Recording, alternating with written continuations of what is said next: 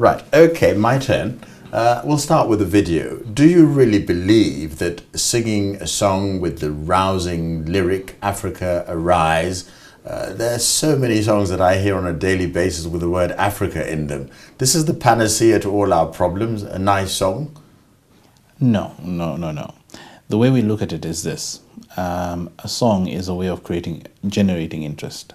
It's a way of giving people the mental cue to think about something.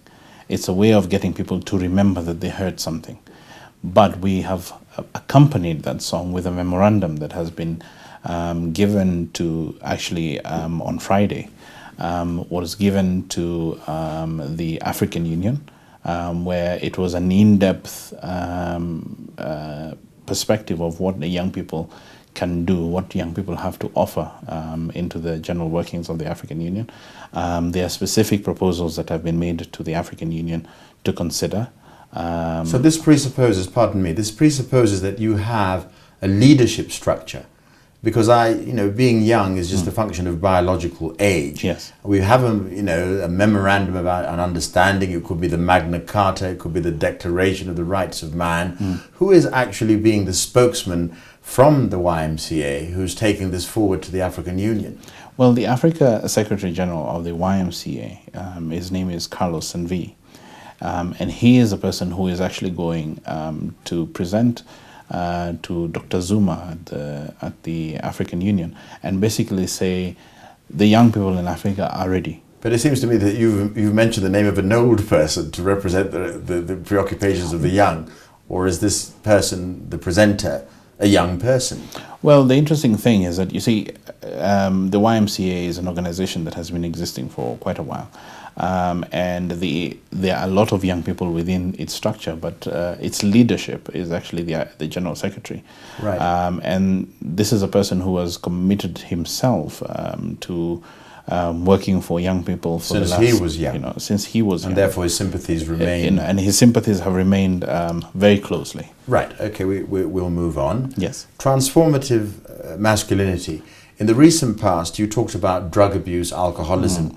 We on KISS TV ran a seminal documentary called The Gang Rapists of Dandora, said that our young people are in the business of gang raping women, some of them to the point of death. Now, what have you done about it up until now? You're not aware of these things? Well, I want to say the following. First, yes, you see this happening in Dandora, but it's happening in many other places around Kenya. What have we done about it? I would agree with you. Yes, and what we have done about it is that we have spent a lot of time influencing young people. The YMCA is actually the largest youth organization in Africa, and it actually spends a lot of time. I'm sorry, I do agree with Yes. you, but I'm saying there's a problem that we've evoked as journalists. Yes. Were you aware of it, and have you, in that particular regard, registered a measure of success? Rape. Well, through the rape. It's yes, a bad thing. It's a terrible thing. And through the transformative masculinity part of that program, what we have succeeded in doing is changing the perspectives of young men in Africa. Now, obviously, we have not reached 100% of the young men in Africa, but I think we're making some very good inroads at grassroots level. Right. I'm going to stay with this idea of transforming masculinity. Again, because the M is young men's, are we making a distinction between the girl child and the boy child as two distinctive areas of productivity, so that you're working on the male child and hoping that somebody else will do something else for girls? No, first and foremost, the YMCA has evolved. I started by saying it has evolved. Right. It started out as being young men's, right. But it has evolved to being a youth organization that is dealing with young people regardless of gender.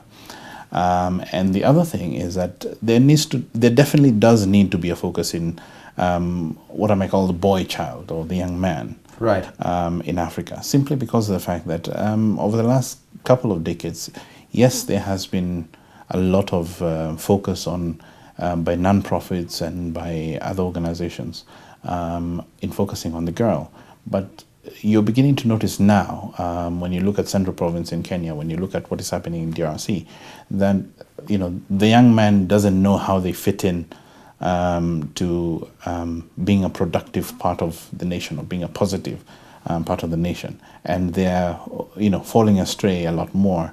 And if you don't focus on the young man, then the problems that young women are facing will be exacerbated. But if you achieve a certain degree of transformative masculinity, and you bring quote unquote chivalry back, but I'm using that very loosely. Right, so that idea of chivalry back, you're saying, just maybe because of physical ability to go out and sort of smash people's teeth in, it pays to direct a greater sensitivity to the boy, the man child. Yes, if you get them to be more sensitive about even gender affairs, women issues, and that sort of thing, you find them to be a lot more supportive of their sisters, so to speak. Right, and I would also say that we have a problem in the same way that we've evoked gang rape, alcoholism, drug abuse. We have a problem with the idea of children being born more and more into families without a male figure, single parenthood,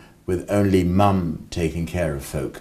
Is this something else we'll have to wait to see the fallout from societies like the US to do something about, or have you already begun to address it? This is actually at the very core of what transformative masculinity about. By getting young men to be responsible part of the community means that when she gets pregnant, he doesn't run for the hills. It means that when he knows that there's a child involved, he takes some responsibility for that.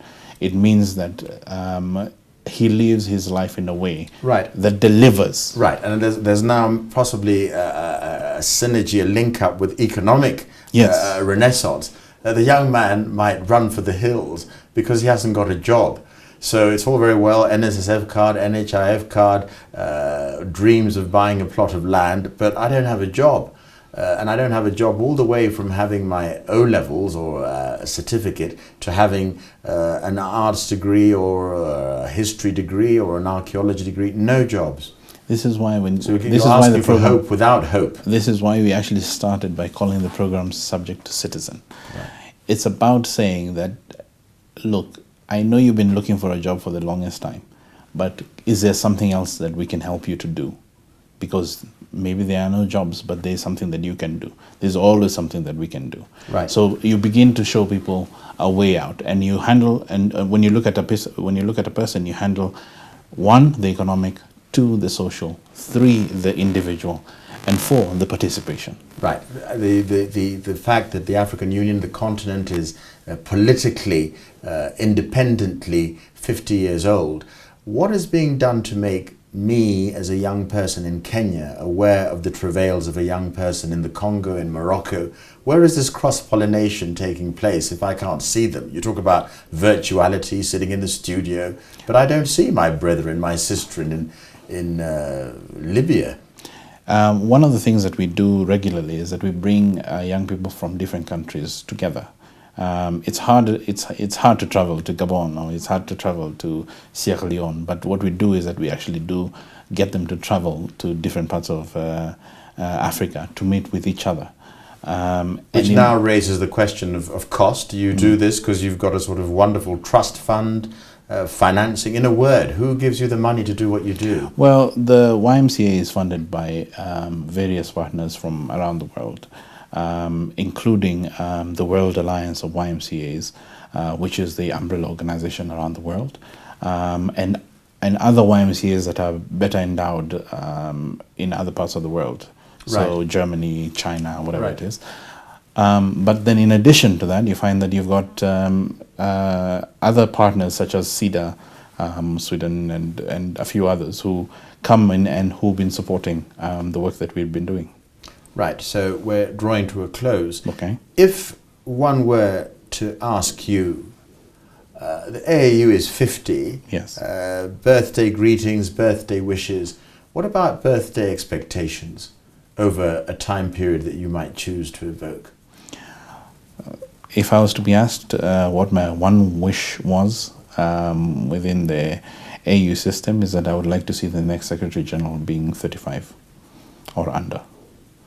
I would love to see the African Union have within their structures more young people participating in the leadership of African affairs. I would like to see countries nominating younger people as their representatives to the African Union.